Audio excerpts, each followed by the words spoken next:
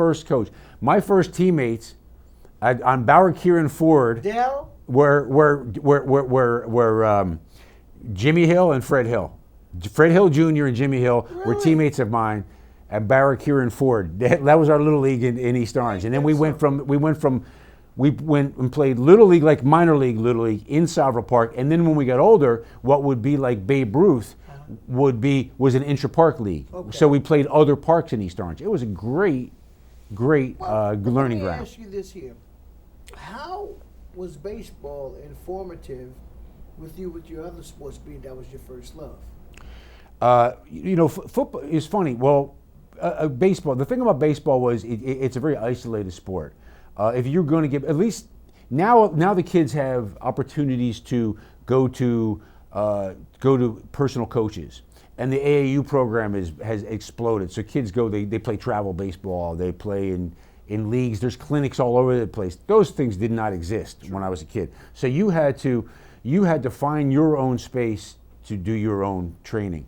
And there was a back wall in our backyard that I basically, a cement wall that I almost put a dent in of all the times I threw and worked on my fielding. I would throw sponge balls at the wall and so they would come back quickly, and then I could work on my fielding. So I would work on my throwing, work on my fielding, and because of that, I could hit this tiniest spot with my butt. I became very accurate and became a pretty good fielder. Now, that doesn't enhance your hitting.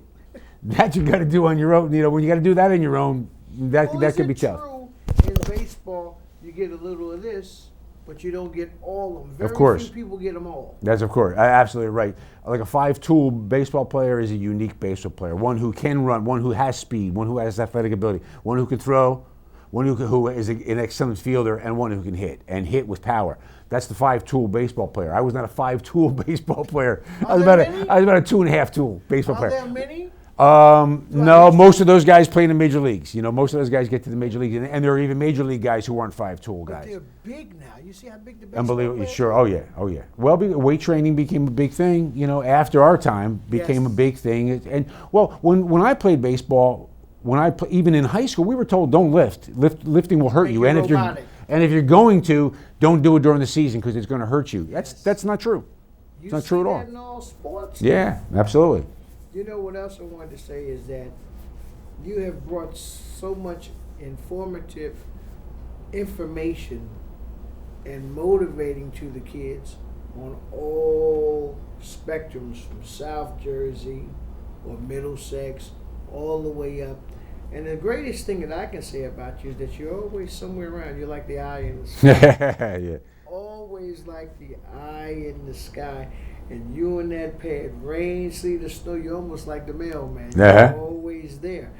I have not seen many that have been on the trail as long as you've been still around. Yeah, I started at the Ledger at least. Before that, I worked a little bit at a weekly paper while I was still in college, while I was still at Kane. I started in 1982, so I'm almost 40 years. Yeah. For almost 40 years working. How has the internet helped you more so than the newspaper? It's helped and it's hurt. It's helped because there's a lot of information there. So I can find a lot of information on certain players that is now at my disposal. Okay. So if I want to find out an interesting story, for instance, that I want to pursue more, I can find something out about a kid because of his AAU program, because of what he did in the sophomore year. He's going to put some of his activity. When we're picking postseason teams, now we don't have to have seen everybody. We want to get the eye test, talk to the kid, that kind of thing. But now he's going to put up footage online so college coaches can see him, so other coaches can see him. So you can now see a lineman, for instance. Very tough if I'm covering a game to assess how good a lineman is because I'm following the ball in football. I'm following the ball in basketball. I'm not seeing some of those other little nuances of the game unless I was able to look at the tape. Well, now those tapes are available to me. So those are really invaluable in really getting a look at the better linemen in the state, for instance. It hurts because there's so much information out there, and you're forced to sort of be in the slipstream with that. The old days of beating deadline and it only being the paper, I kind of miss those days a little bit, but you got to roll with it. True. And the greatest thing is like you talk about me and the kids. I love getting myself back here in Newark and East Orange, the places where I grew up and know well, and serving those kids. And I keep hearing from grown-ups about how the kids have changed and how they're so much different now. They're not the way they were in the past, and I think that's a bunch of nonsense. These kids are still fabulous kids. A lot of us in our age aren't giving them the chance. We're not giving them the voice. And we're just making assumptions based on what society has done. And it's our fault too. What our parents did to us. That's right, yeah. And generation thinks their generation is the greatest. Of course. And these kids do, and God bless them, and make it better than our generation. And when I talk to a lot of these kids, I believe they will. And there's some splendid kids out there. There's many splendid kids. And what I want to do is I want to tell people about how great they are. When I go to a game and see a kid play, I'm not there to write just about the touchdowns, the scores. I want to find the character in that kid and bring that out and tell the world, whatever my little world is, who's reading me, he's way more than that. Way more than a great running back. This kid is a great teammate. And I know because I just spoke to the lineman who talked about he's the greatest guy in practice, and he's the reason why I'm doing well in school, and he's the reason why I'm staying with football and I didn't quit, and he's the reason why I didn't get involved in drugs. Well, the same thing goes with how you speak of the different coaches and people that have gone on, and people that are matriculating to a certain status too, because it's a constant growth thing.